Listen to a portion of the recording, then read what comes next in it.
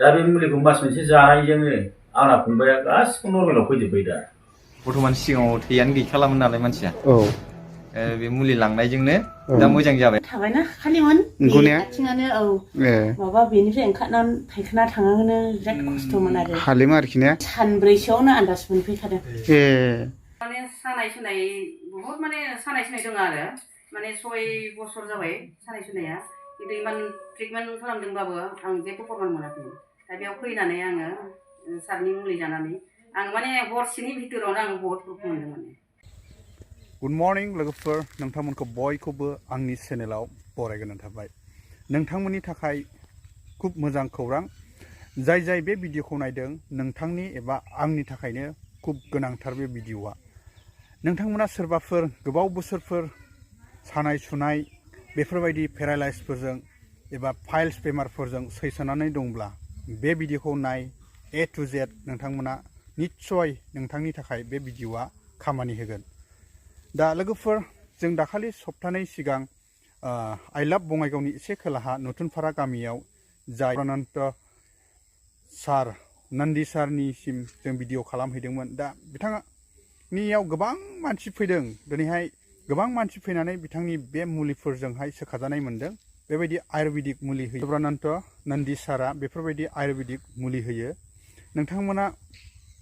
जेबो टेनसन दाला नाम्बारफोरखौहाय होनाय जागोन स्क्रिनाव आरो बे स्क्रिननिफ्रायनो लादो नाम्बारखौ आरो नोंथांमोना सोरबाफोर बेफोरबायदि जरा जरा सानाय सोरबाफोर बेबायदि गोबाव सम बिसनाफ्राव उन्दुसोनाय थाबायनो हायि खिनो हासुनो हायि बेफोरबायदि दंब्ला निश्चय नोंथांमोना सोखाजानाय मोनगोन दा बिथाङा गोबां प्रुफ मोननाय भिडिअफोर जोंनोहाय दिनै हरदों दा जों बेखौनो भिडिअ खालामदों लोगोफोर नोंथांमोननि थाखाय जोंनि थाखाय सुबिदानि थाखायहाय आं बे भिडिअखौ लाबोनाय जादों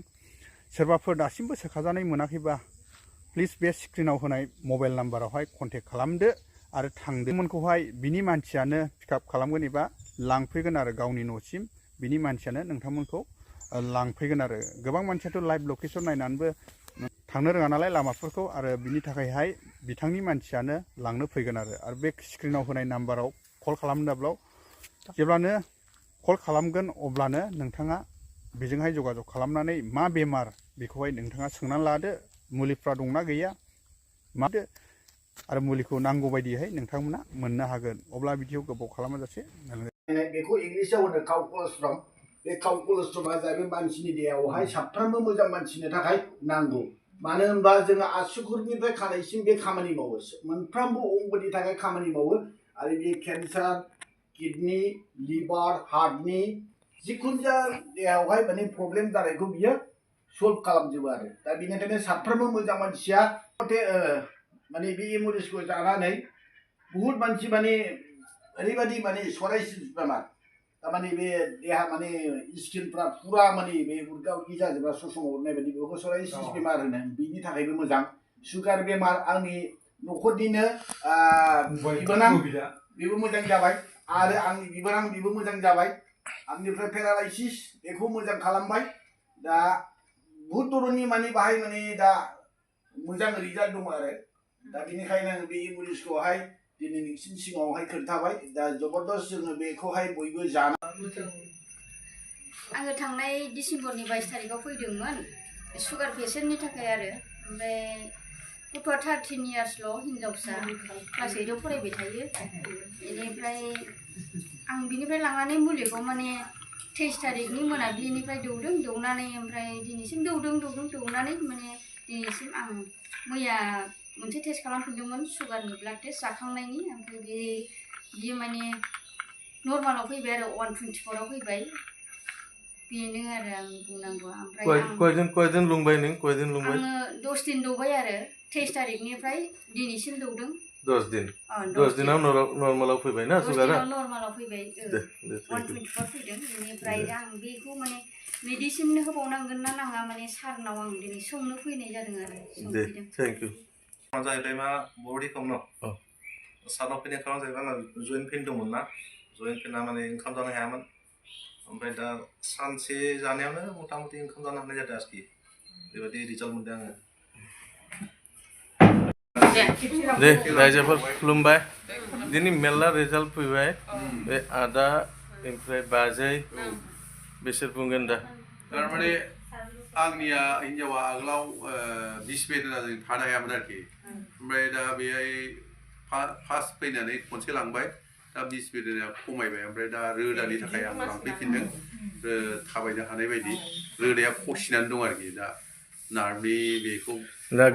गोदान लाबोनो फैदों आरोखि गोदान मुलि आगोलावथ' मोजां मोनदों नोंना मा दङ बिखा सानाय माबायदि मोनदों दा मोजाङाव फैदों आरो एसे मोजां हगारदोंमोन हगारनायफ्राबो गैया आरो दा नोंसोर मादै जोंबो लांदोंमोन आइनि थाखाय थाबायनो हायामोन दा मुलिखौ जानानै थाबायनो हाबाय ओमफ्राय दिनै गोदान लांनो फैबाय आरो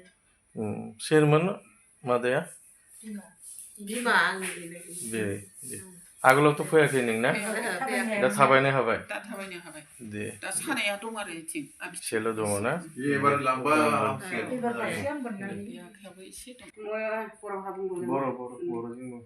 आङो थारमाने सानाय सुनाय बहुत माने सानाय सुनाय दङ आरो माने 6 बोसोर जाबाय सानाय सुनाया खिन्थु इमान ट्रिटमेन्ट खालामदोंबाबो आं जेबो प्रब्लेम मोनाखैमोन दा बेयाव फैनानै आङो सारनि मुलि जानानै आं माने हरसेनि भितरावनो आं बहुत प्रब्लेम मोनदों माने ओरैबायदि माने सागादोंबो